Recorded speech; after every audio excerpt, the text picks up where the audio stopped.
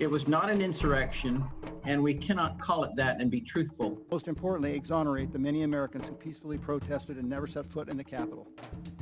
Paul, quote, "I've had it with this guy. What he did was unacceptable. Nobody can defend that, and nobody should defend it." Spokesman for Kevin McCarthy issued a flat denial that McCarthy ever said he would push Trump to resign. That spokesman said, quote, "McCarthy never said he'd call Trump to say he should resign." Quote, "No, he did not." He told me he does have some responsibility for what happened, and he needs to acknowledge that. The only discussion I would have with him is that I think this will pass, and it would be my recommendation we should resign. You know, he's not saying that now. What's your reaction? Kevin McCarthy is a liar and a traitor. I have no idea. I don't know. I do not recall that, no. I don't recall. I don't remember. I don't think so. I don't recall the exact days. I don't think so. I don't recall that at all. I don't know. I don't recall.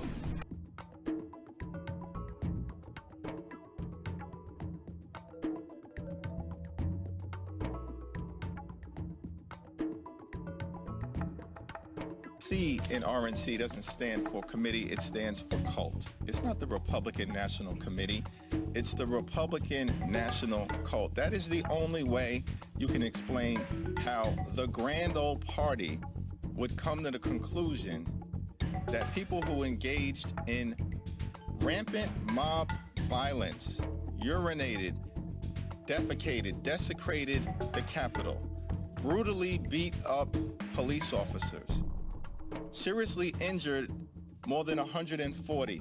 Police officers lost their lives as a result of the events of January 6th. And the cult says it's legitimate political discourse. This is a pure and simple witch hunt, witch hunt, witch hunt. Today, federal agents raided the home and office of President Trump's personal attorney. Witch hunt, Witch hunt, witch hunt, witch hunt. witch hunt. A former lawyer is now the first person sentenced in special counsel Robert Mueller's Russia investigation. Former Trump campaign aide Rick Gates is expected to plead guilty today. Witch hunt, witch hunt, witch hunt. Witch hunt. There are new charges tonight against the president's former campaign chairman and a longtime business associate.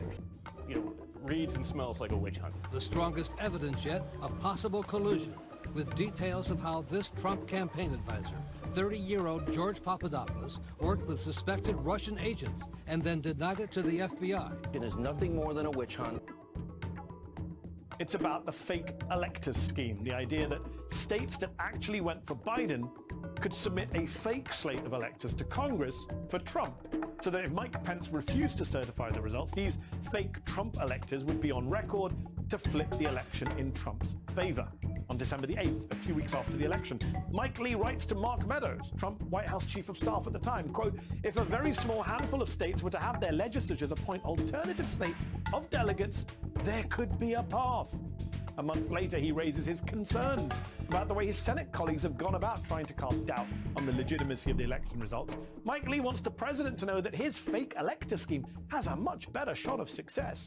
He says, quote, "I really think this could all backfire badly unless we have legislatures submitting Trump slates."